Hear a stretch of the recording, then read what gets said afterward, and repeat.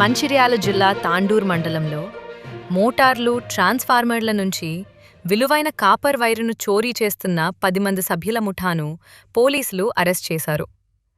నిందితుల నుంచి దొంగిలించిన కాపర్ను స్వాధీనం చేసుకుని వారిని రిమాండ్కు తరలించినట్లు సిఐ దేవయ్య తెలిపారు.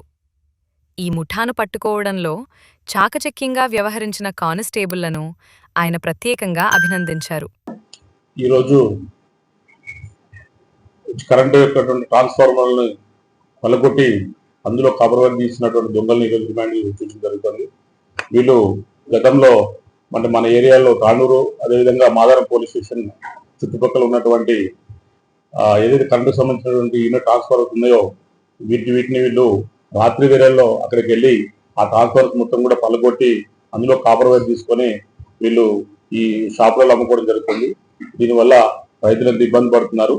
సో వీళ్ళ కోసం మేము రకరకాల విధంగా మేము ట్రై చేసి వీళ్ళందరినీ పట్టుకొని ఈరోజు మేము తాండూరు సర్కిల్ ఆఫీస్లో అరెస్ట్ చూపడం జరుగుతాం.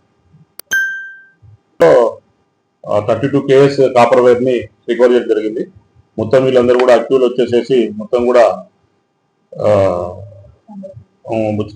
మొత్తం వచ్చేసి 10 మెంబర్స్, అందులో వచ్చేసి 8 మెంబర్స్ ఏమో దొంగతనం చేసిన వాళ్ళు, అదేవిధంగా మిగిలిన ఒక ఇద్దరేమో వాటిని కాపర్ వైర్ ఎవరైతే రిసీవ్ చేసుకున్నారో వాళ్ళని కూడా మేము అందులో అక్యూర్గా సైడ్ చేద్దాం.